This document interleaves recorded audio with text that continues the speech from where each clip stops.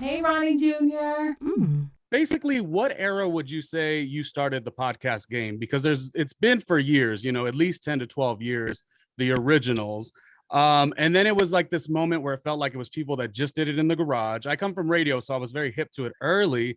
And then it boomed where everyone's doing it. I felt like you hit it kind of at a good time. Let me know your introduction to the podcast space, why you named it No Filter. I started the podcast 6.5, almost 7 years ago now. So it was like at the beginning when you had like Tim Ferriss and he had a podcast, and you had those people that like broke out in the podcast world, but not everybody had one yet. Not everybody knew what a podcast was. When I was in my first studio, I remember coming like into an Uber and going home and being like, oh yeah, I just take my podcast, talking to the Uber drivers. And they're like, well, what's a podcast? And I would have to explain to them. I'm like, well, it's like Netflix, but for like radio, like it's on demand audio. And at that time, nobody really understood what podcasting was. It wasn't like until maybe 2 or 3 years later that everyone started to become really savvy to the world of podcasting. And now everybody and their grandmother has a podcast. So yeah, I started pretty early on. So do you feel like that's a good thing or a bad thing? Like the saturation in the marketplace? I have mixed feelings with it. Mostly, I believe it's a good thing because it does say that there's dollars to be had. And just because Ronnie Jr. doesn't have them today doesn't mean that I won't have them soon. And all of you will have to just, read about it. But what do you think about it being so busy? Does it seem okay and everyone could get a piece of the pie?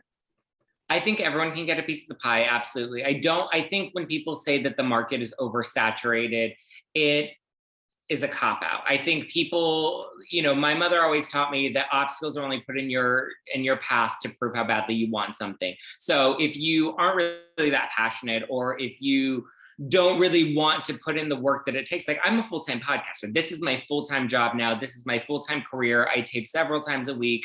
And that's the basis of my income. And it's branched out from just the podcast, now becoming a YouTube channel and a wine line.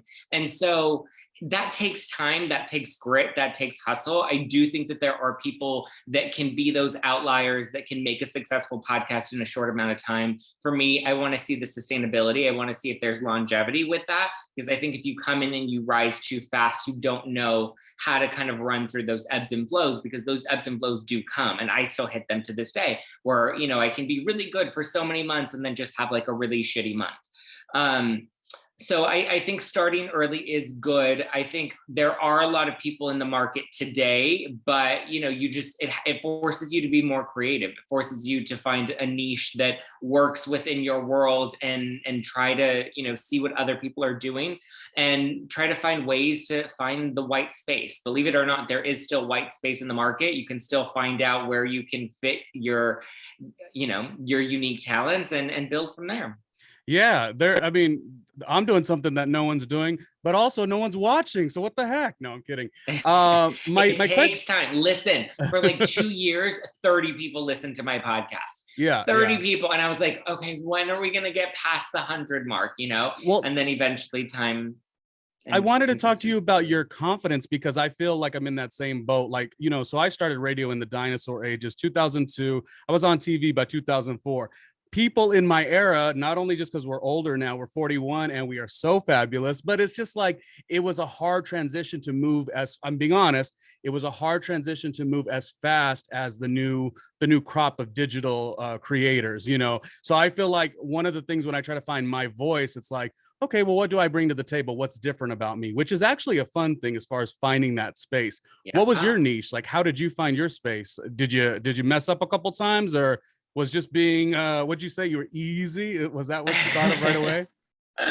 I've messed up several times. I mean, I feel like my life is just a constant, progression of, just fucking it up and making it up as I go, to be honest with you. And I feel like the podcast really, I started it very broadly, talking about pop culture and not so much reality TV, but mostly just general pop culture stuff, which everybody does. And then it wasn't until I really refined it into the world of reality TV, and then even broke it down onto a more micro level of Bravo reality TV. And that's when I started to see like it builds a community and an audience. And even I would say probably the past 2 years, breaking down like housewives scandals, primarily legal scandals, like this Girardi stuff that I've broken down heavily on my podcast.